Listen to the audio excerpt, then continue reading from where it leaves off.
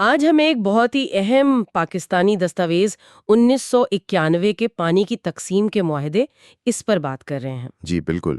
یہ وہ معاہدہ ہے جس نے صوبوں کے بیچ دریائے سندھ کے پانی کی تقسیم کا جو وہ پیچیدہ مسئلہ تھا اسے حل کرنے کی کوشش کی۔ بالکل، یہ 16 مارچ 1991 کو کراچی میں طے پایا تھا۔ مقصد تو یہی تھا کہ جو دہائیوں سے تنازعات چل رہے تھے ان کو کسی طرح ختم کیا جائے۔ ہاں، اور ہمارے پاس آج اس معاہدے کے وہ اہم نکات ہیں، ان کو ہی دیکھیں گے ذرا۔ اچھا، تو سب سے بنیادی سوال پہ آتے ہیں، پانی بٹا کیسے؟ مطلب کیا نمبرز تھے جن پر اتفاق ہوا؟ جی دیکھیں، معاہدے میں ہر صوبے کے لیے خریف اور ربیع یعنی گرمیوں اور سردیوں کے موسم کا پانی وہ ملین ایکڑ فٹ میں طے کیا گیا، میف جسے کہتے ہیں۔ مائف۔ ہاں، پانی کی پیمائش کا بڑا یونٹ۔ جی، تو مجموعی طور پر اگر دیکھیں تو پنجاب کو تقریباً 56 MAF ملا اور سندھ کو ملا کوئی 49 MAF کے قریب۔ اچھا، اور یہ جو سندھ کا حصہ تھا اس میں کراچی والا پانی بھی شامل تھا؟ جی ہاں، بالکل۔ سندھ کا جو کل 48.76 MAF تھا اس میں کراچی کے شہری اور صنعتی استعمال کا جو پہلے سے منظور شدہ پانی تھا وہ شامل تھا۔ صحیح۔ پھر خیبر پختونخوا کو تقریباً 8.78 MAF، اس میں نہریں اور سول کینال دونوں شامل ہیں، اور بلوچستان کو ملا کوئی 3.87 MAF۔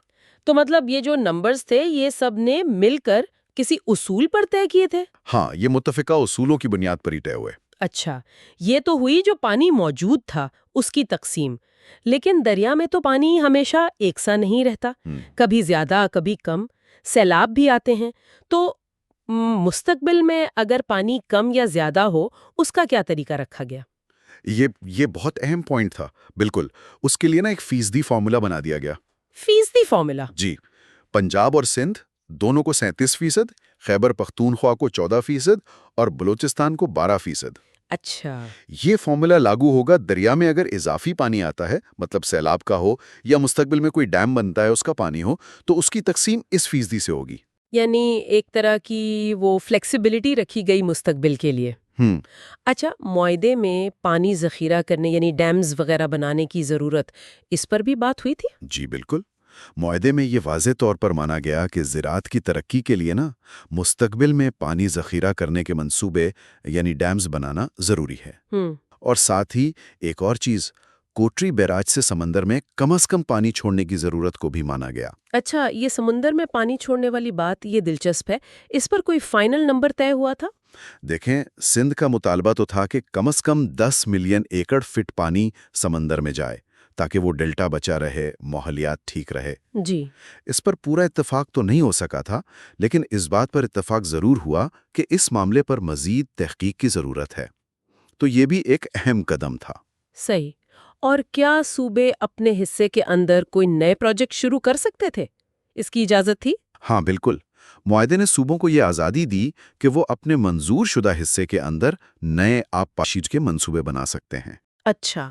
اور جو چھوٹے منصوبے تھے، مطلب 5000 ایکڑ سے کم والے، ان پر تو کوئی پابندی تھی ہی نہیں۔ تو یہ سارا سسٹم، اس کی نگرانی، اس پر عمل درآمد، اس کے لیے کیا انتظام کیا گیا؟ اس کے لیے انڈس ریور سسٹم اتھارٹی یعنی ارسا۔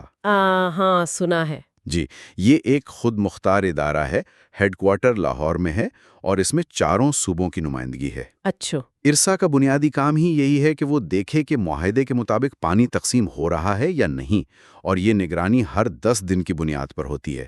تو ارسا مطلب اس معاہدے کی انتظامی بیک بون ہے۔ اچھا، ایک اور بات جو ذکر میں آئی وہ 1977 سے 1982 تک کے پانی کے استعمال کا ریکارڈ تھا، اس کی کیا اہمیت تھی؟ جی، وہ ریکارڈ اس لیے اہم تھا کہ مستقبل میں اگر پانی کم یا زیادہ ہوتا ہے تو صوبوں میں اس کی تقسیم کیسے ہوگی، اس کے لیے اسے ایک گائیڈ لائن کے طور پر استعمال کیا جانا تھا۔ اچھا، یعنی ایک ریفرنس پوائنٹ۔ بالکل، کہ اگر پانی کم ہوا یا زیادہ تو اس تاریخی اوسط استعمال کی بنیاد پر دیکھا جائے گا کہ کس صوبے کو کتنا کم یا زیادہ پانی دیا جائے۔ ٹھیک ہے۔ البتہ یہ بھی کہا گیا کہ وہ موسمیاتی تبدیلیوں وغیرہ کو دیکھتے ہوئے اس میں رد و بدل ہو سکتا ہے۔ اور آخر میں پانی ضائع کرنے سے روکنے یا اگر کوئی صوبہ زیادہ استعمال کر لے اس پر بھی کچھ تھا؟ جی، معاہدے میں زور دیا گیا کہ پانی کا ضیاع کم سے کم کیا جائے، ہر ممکن کوشش ہو۔ اور یہ بھی صاف صاف لکھا گیا کہ اگر کوئی صوبہ اپنے حصے سے زیادہ پانی استعمال کرتا ہے تو اس کا مطلب یہ نہیں ہوگا کہ مستقبل میں اس کا کوئی اضافی حق بن گیا۔ صحیح۔ تو خلاصہ یہ ہوا کہ 1991 کا یہ معاہدہ صرف پانی کی تقسیم کے نمبرز ہی نہیں دیتا، بلکہ اس کو نافذ کرنے، نگرانی کرنے اور مستقبل کے جو چیلنجز ہیں ان سے نمٹنے کے لیے بھی ایک پورا انتظامی ڈھانچہ فراہم کرتا ہے۔ بالکل صحیح۔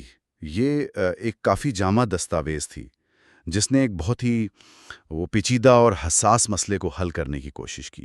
موجودہ تقسیم، مستقبل کی منصوبہ بندی، انتظامی امور، سب کا احاطہ کیا۔